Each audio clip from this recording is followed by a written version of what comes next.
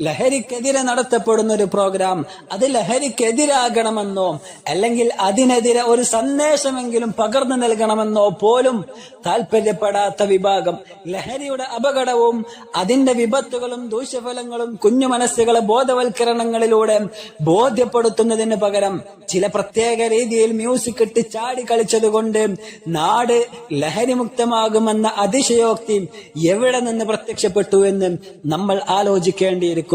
കുട്ടികളിൽ മാനസിക ഉല്ലാസവും കായിക ശേഷിയും വളർത്തിയെടുക്കാനുള്ള വിദ്യാലയങ്ങളിലെ നിലവിലെ സംവിധാനങ്ങൾ ഉപയോഗപ്പെടുത്താതെ വിദ്യാർത്ഥികളെ ഇത്തരം നിരർത്ഥകമായ പ്രവണതയിലേക്ക് തിരിച്ചുവിടാൻ ശ്രമിക്കുമ്പോൾ അതിന്റെ പിന്നിലെ ഗൂഢമായ ലക്ഷ്യങ്ങൾ ചോദ്യം ചെയ്യപ്പെടുകയാണ്.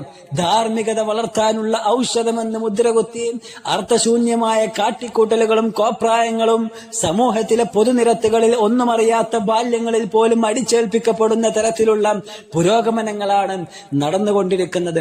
ഒരു തിന്മയെ തുടച്ചു നീക്കാനെന്ന പേരിൽ ഒരു നിലക്കും അതിന്റെ ഇല്ലായ്മക്ക് കാരണമാകാത്ത എന്നാൽ അതിലേക്ക് എത്തിക്കുവാൻ കാരണമായേക്കുന്ന മറ്റൊരു തിന്മ കൂടി പ്രത്യക്ഷപ്പെടുത്തിയിട്ട് അതും കൂടി ജനങ്ങളെ കൊണ്ട് ചെയ്യിപ്പിക്കുന്ന ഒരു സാഹചര്യം. ഒരുപക്ഷെ കുട്ടികൾ അണിയണിയായി നിന്നുകൊണ്ട് ആടിത്തിമിർക്കുന്നത് കാണുമ്പോൾ കാഴ്ചയിൽ എന്തു രസമാണ്, എന്തു ഭംഗിയാണ് എന്നൊക്കെ നമുക്ക് പറയാൻ തോന്നുമെങ്കിലും അതിന്റെ പിന്നാമ്പുറത്ത് മറഞ്ഞു കിടക്കുന്ന ദൂഷ്യഫലങ്ങൾ, കുടുംബവും ബന്ധങ്ങളും സമാധാന അന്തരീക്ഷങ്ങളും നിലനിൽക്കണമെന്ന് ആഗ്രഹിക്കുന്ന ഏതൊരു പച്ചയായ മനുഷ്യനും ഊഹിച്ചാൽ തെളിയുന്നതേയുള്ളൂ.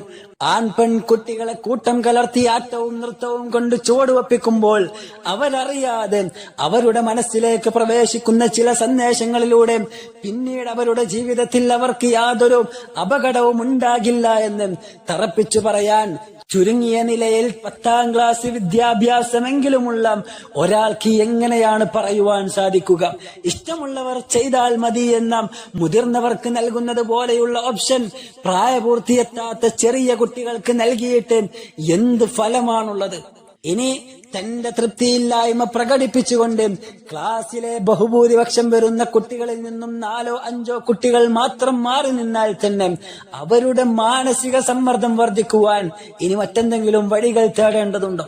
ഇന്ത്യ എന്ന നമ്മുടെ നാടിന്റെ ചൈതന്യത്തെ കീറിമുറിക്കുന്ന ഇത്തരത്തിലുള്ള സംസ്കാര ശൂന്യത വെച്ച് വിളമ്പുന്ന പ്രവണതകൾക്കെതിരെ തല ഉയർത്തുവാൻ നാം ഓരോരുത്തരും സന്നദ്ധമാകേണ്ടതുണ്ട്.